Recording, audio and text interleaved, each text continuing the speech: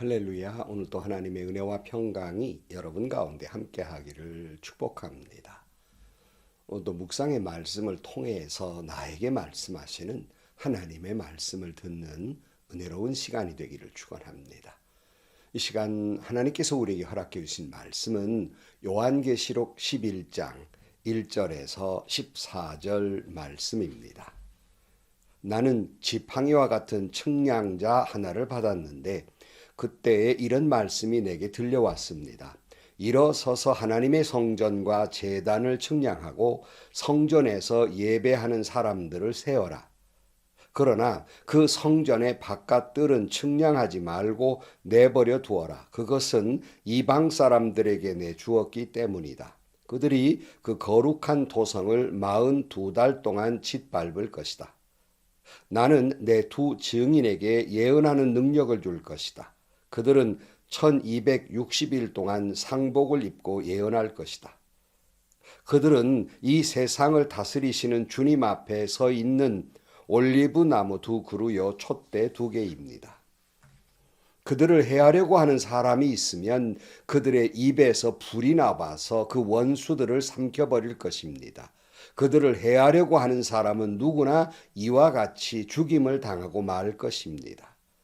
그들은 자기들이 예언 활동을 하는 동안에 하늘을 닫아 비가 내리지 못하게 할 수 있는 권세를 가지고 있습니다. 또 물을 피로 변하게 하는 권세와 그들이 원하는 대로 몇 번이든지 어떤 재앙으로든지 땅을 칠 수 있는 권세를 가지고 있습니다. 그러나 그들이 증언을 마칠 때 아비소스에서 올라오는 짐승이 그들과 싸워서 이기고 그들을 죽일 것입니다. 그리고 그들의 시체는 그 큰 도시의 넓은 거리에 내버리게 될 것입니다. 그 도시는 영적으로 소돔 또는 이집트라고도 하는데 곧 그들의 주님이 십자가에 달리신 곳입니다.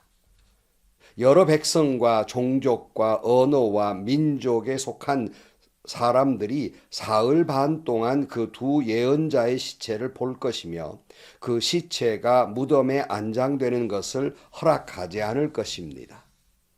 그리고 땅 위에 사는 사람들이 그 시체를 두고 기뻐하고 즐거워하고 서로 선물을 보낼 것입니다. 그것은 이 두 예언자가 땅 위에 사는 사람들을 괴롭혔기 때문입니다.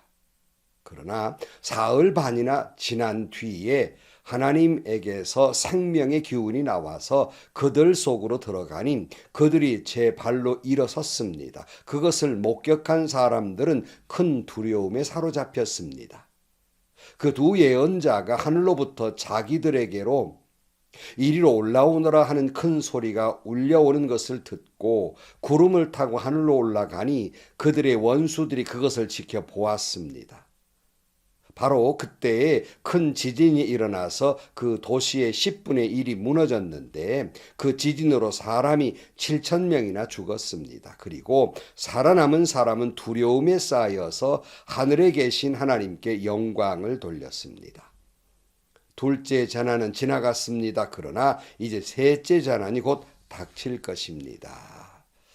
아멘. 하나님께서 요한에게 그 천사의 손에 들려진 두루마리 하나님의 말씀을 받아 먹으라고 말씀하셨고 그 말씀을 받아 먹음에 그 말씀이 송이꿀처럼 달았지만 배는 쓰더라 하는 말씀 지난 시간에 나누었습니다. 그러니까 우리가 하나님의 말씀을 들을 때는 정말 은혜가 돼서 아멘 아멘 하고 순종을 다짐해 보지만 그 말씀대로 순종하는 것은 곧 십자가를 지는 것이고 날마다 죽어가는 것이기 때문에 정말 쓰라리고 또 그 말씀을 전해야 하는 과정 속에서 많은 어려움이 있기 때문에 배는 쓰라리더라 하고 말씀하고 있는 겁니다. 고통이 따르는 것이죠. 이어서 오늘 본문에 보면은 하나님께서 지팡이와 같은 측량자 하나를 주셨다 이렇게 말씀하는데요. 오늘 그것이 1절입니다. 나는 지팡이와 같은 측량자 하나를 받았는데 그때 이런 말씀이 내게 들려왔습니다. 일어서서 하나님의 성전과 제단을 측량하고 성전에서 예배하는 사람들을 세어라 그랬어요. 하나님이 측량자 하나를 주셨는데 여기 보면 성전과 그리고 제단과 성전에서 예배하는 사람의 수를 세어라. 또 측량하라는 말씀이죠. 이 세 가지 것이 의미하는 것은 곧 하나님의 나라, 이 땅에선 하나님의 거룩한 성, 교회를 상징하고 있습니다. 그런데 그 교회를 측량하라는 말씀의 의미는 뭘까?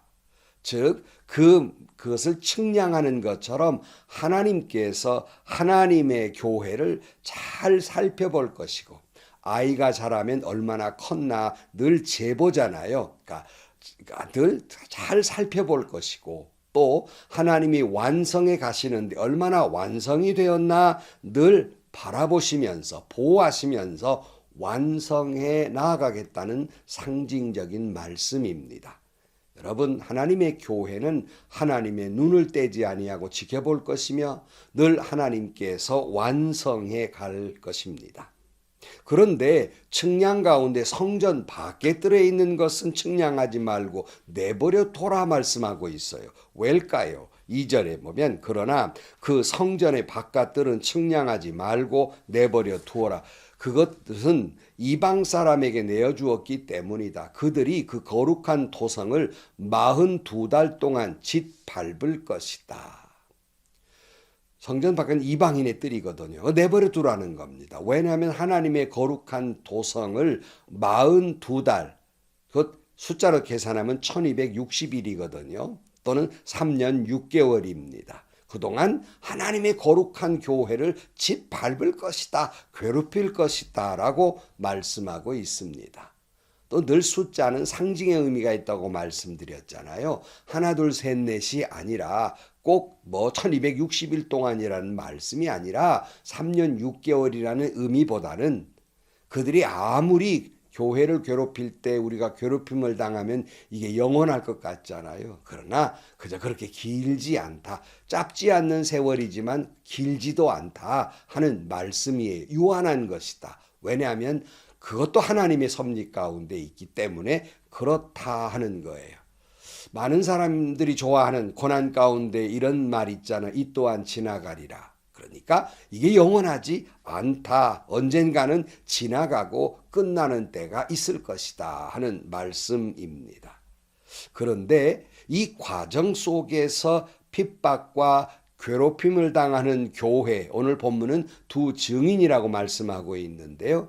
하나님의 교회에 그 증인이 되게 하셔서 1260일, 아까 괴롭힘을 당하는 날수와 똑같아요. 42달, 3년 6개월 동안 예언하게 할 것이라고 말씀하고 있어요. 3절입니다. 나는 내 두 증인에게 예언하는 능력을 줄 것이다. 그들이 1260일 동안 상복을 입고 예언할 것이다. 그러니까 이방인들이 교회를 괴롭히는, 핍박하는 날수와 교회가 예언하는 날수가 같아요. 의미가 뭘까요? 교회는요, 때로는 세상 속에서 박해와 고난과 핍박 속에서도 많은 사람들이 회개하고 돌아오도록 그 일정 기간 동안에 하나님의 말씀을, 하나님의 예언의 말씀을 전하는 사명이 있다는 것입니다. 이 또한 하나님의 사랑이 그 속에 있는 거지요. 마저 핍박 속에서 다 죽을 사람 죽고 살 사람 살라 하는 것이 아니라 일정한 기간 동안에 열심히 교회는 핍박 속에서도 말씀을 전하는 까닭은 그 기간 동안이라도 회개하고 돌아올 사람을 하나님은 기다리고 찾고 계신다는 말씀입니다. 4절입니다. 그들은 이 세상을 다스리는 주님 앞에 서 있는 올리브 나무 두 그루여 촛대 두 개입니다. 그들을 해하려고 하는 사람이 있으면 그들의 입에서 불이 나와서 그 원수들을 삼켜버릴 것입니다. 그들을 해하려고 하는 사람은 누구나 이와 같이 죽임을 당하고 말 것입니다. 그들은 자기들이 예언 활동을 하는 동안에 하늘을 닫아 비가 내리지 못하게 할 수 있는 권세를 가지고 있습니다. 또 물을 피로 변하게 하는 권세와 그들이 원하는 대로 몇 번이든지 어떤 재앙으로든지 땅을 칠 수 있는 권세를 가지고 있습니다. 그러니까 하나님의 교회가 그렇게 악한 무리들에게 괴롭힘을 당하지만 교회는 그 괴롭힘을 당하는 가운데 복음을 전하는 증인이 되어야 할 것이고, 하나님의 교회가 복음을 전하는 증인이 되어 갈 때 하나님은 그들에게 능력과 권세를 주셔서 어떤 고난과 핍박도 이기게 할 것이고 승리하게 하는 권세를 주신다라고 말씀하고 있어요.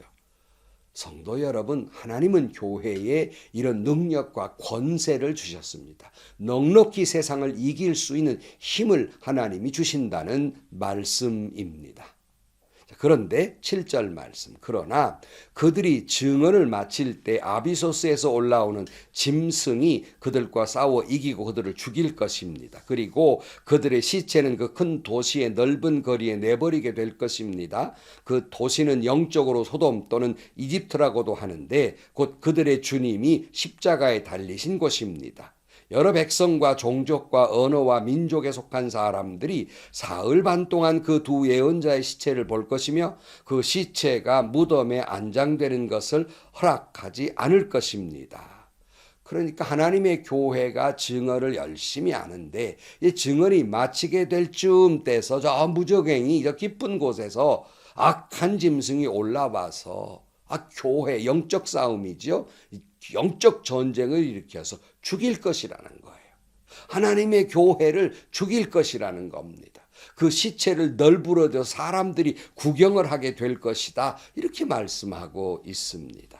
여러분, 때로는 교회도 이런 시험과 시련과 이런 고통 속에서 죽어가는 영혼들이 있지요. 때로는 꼭 그들이 다 이긴 것 같아요. 저는 이 장면을 보면서 에스겔 골짜기에 죽어간 마른 뼈들을 보았던 환상의 모습과 똑같은 모습을 보게 됩니다. 영적으로 죽어있는 시체들, 이 악한 짐승들이 마치 이긴 것처럼 보이고, 또 우리도 신앙생활할 때 또 우리가 낙심돼서 내 믿음이 참 믿음인가, 내 기도는 응답될 것인가 실망스럽고 널브러지고 영적으로 시험을 받을 때도 있지 않겠습니까? 10절 말씀, 그리고 땅 위의 사람들이 그 시체를 두고 기뻐하고 즐거워하고 서로 선물을 보낼 것입니다. 그것은 이 두 예언자가 땅 위에 사는 사람들을 괴롭혔기 때문입니다. 그러니까 영적으로 죽어있는 그런 성도들을 봐면서 이들은 기뻐하고 선물마저 나눌 정도로 기뻐한다는 거예요. 왜 그랬냐면 이 교회가 하나님의 복음을 전할 때 악한 무리들은 괴로웠어요. 왜냐하면 자기들의 악한 죄가 드러나거든요. 어두움은 빛을 미워할 수밖에 없습니다. 빛이 물러가야 하기 때문에 그렇습니다. 그러니까 빛이 오히려 고통을 당하는 걸 악한 무리들은 즐거워한다는 거예요. 교회와 성도들의 죽음을 기뻐하고 있다는 말씀입니다. 그래서 교회도 성도도 다 죽어버린 것 같은 느낌이 들어요. 그러나 이것은 잠시뿐이라는 겁니다. 요한하다는 거예요. 그래서 11절 말씀에 보면 사흘 반이 지난 뒤에 그랬어요. 며칠 안 돼요. 사흘 반이 지난 뒤에 하나님에게서 생명의 기운이 나와서 그들 속으로 들어가니 그들이 제 발로 일어섰습니다. 그들을 목격한 사람들은 큰 두려움에 사로잡혔습니다. 그 두 예언자가 하늘로부터 자기들에게로 이리로 올라오너라 하는 큰 소리가 울려오는 것을 듣고 구름을 타고 하늘로 올라가니 그들의 원수들이 그것을 지켜보았습니다. 그러니까 에스겔이 보았던 마른 뼈 위에 생기가 말씀이 들어가며 살아난 것처럼 이렇게 다 죽은 것처럼 죽임을 당한 사람 다 죽어버린 것처럼 보일지 모르지만 하나님의 생기가 하나님의 영이 그들에게 들어가고 하늘로부터 올라오너라고 말씀이 그들에게 임함에 그들이 구름을 타고 하늘로 올라가는 것을 보고 이 악한 무리들이 놀라서 이것을 지켜보게 될 것이다 하는 말씀이에요. 결국 복음을 전하다가 때로는 순교도 하고 죽임을 당하고 죽은 것 같이 보일지 모르지만 교회가 죽은 것 같이 보일지 모르지만 하나님의 영이 함께하고 말씀이 임할 때 우리는 결코 승리하게 될 것입니다. 그리고 악한 무리들은 영원한 사망을 당할 것입니다. 13절 바로 그때에 큰 지진이 일어나서 그 도시의 10분의 1이 무너졌는데 그 지진으로 사람이 7,000명이나 죽었습니다. 그리고 살아남은 사람은 두려움에 쌓여서 하늘에 계신 아버지께 영광을 돌렸습니다. 악한 무리들은 결국 멸망을 당할 것이라는 거예요. 7,000명이나 지진에 죽을 것이다. 이때 7,000명도 숫자 7,000명이면 많은 무리가 악한 무리들이 죽임을 당할 것이다 하는 말이에요. 그러나 이런 속에서 또 하나님의 사랑과 은혜가 엿보여요. 왜냐하면 남은 사람을 두었거든요. 남겨둔 사람을 두었어요. 이들이 보고 두려움에 쌓여 하나님께 영광을 돌렸다 그랬어요. 하나님은 또 기다리고 또 이들 또 회개하고 돌아오기를 기다리고 계시다는 하나님의 은혜, 사랑을 또 보게 됩니다. 사랑하는 성도 여러분, 하나님의 나라, 하나님의 교회는 우리가 지어져 가는 게 아니라 하나님이 지어져 갈 것입니다. 사람들이 함부로 내가 교회를 바로 세우고 내가 어떻게 교회를 이끌고 어리석은 얘기, 교만한 얘기입니다. 우리가 할 수 있는 게 아니에요. 하나님이 바르게 세워 가실 것입니다. 물론 때로는 교회도 흔들리는 것 같고 한국교회가 이래서 되겠나 괴롭기도 하고 걱정스럽기도 하고 죽은 것 같이 보이고 희망이 없이 보일지 모르지만 교회가 세속의 문화와 박해와 유혹과 시련과 핍박 속에서 다 무너져가는 것 같이 보이지만 결코 우리가 실망하지 말 것은 하나님의 거룩한 도성 핏값으로 세우신 하나님의 교회는 어줍지 않은 우리로부터 완성되는 것이 아니라 세워져 가는 것이 아니라 하나님께서 일일이 측량하시면서 그렇게 관심을 가지고 늘 이렇게 측량하시면서 우리를 완성해 가실 것입니다. 오직 우리는 어떤 박해 속에서라도 오늘 교회에 주어진 사명, 오늘 성도들에게 주어진 사명, 하나님의 예언의 말씀을 증거하는 증언의 삶을 살아야 합니다. 하나님은 교회를, 성도를 결국 승리하게 하실 것입니다. 기도하시겠습니다. 하나님 아버지, 어떤 때는 세속화와 그리고 많은 어려움이 교회들이 휩싸이게 되고 교회는 이대로 죽어져 가는 것일까? 왜 교회가 왜 이럴까? 실망스러울 때도 있습니다. 그러나 우리가 결국 낙심하지 않는 것은 하나님의 교회는 결코 하나님께서 자로 재는 것처럼 늘 관심을 가지고 완성시켜 갈 것이며 교회가 그 사명을 감당할 수 있도록 권세와 능력도 주실 것이며 하나님의 영이 하나님의 말씀이 다시 한번 에스겔 골짜기의 마른 뼈들이 살아나는 것처럼 군대가 된 것처럼 살려내실 줄로 믿습니다. 오늘도 주의 복음을 전하는 증거자로 살아가게 하여 주옵소서. 예수님의 이름으로 기도하옵나이다. 아멘. 성도 여러분, 고깝게 들을 일이 아닙니다. 한국교회는 제3의 종교개혁이 일어나야 할 만큼 때로는 절망적이기도 해요. 세속화로 물들고 교회 안이 정치 논쟁이 되고 서로 간에 새 싸움을 하고 있는 모습을 보면 그리고 교역자들의 일탈과 그리고 또 여러 가지 성도들의 일탈을 보면 한국교회 다 됐다 싶기도 하지만 하나님이 살아계십니다. 하나님의 영이 임하고 하나님의 말씀이 임할 때 다시 살아날 것입니다. 다 죽은 같이 보여도 하나님은 살려낼 것입니다. 바로 세워 가실 것입니다. 우리가 세우는 것이 아니라 내가 세우는 것이 아니라 하나님이 세워져 갈 것입니다. 오늘 우리나 교회를 보면 희망은 없어요. 오직 유일하게 하나님에게만 희망이 있습니다. 그런 걸 오늘 또 이 어려움 속에서도 하나님의 복음을 전하는 증언의 삶을 살아서 최후 승리하고 구름 타고 주의 나라 들어간 사람들처럼 우리도 승리하는 저와 여러분들이 되시기를 축복합니다. 행복하시고요. 좋은 일이 가득한 하루가 되시기를 주님의 이름으로 간절히 축원합니다.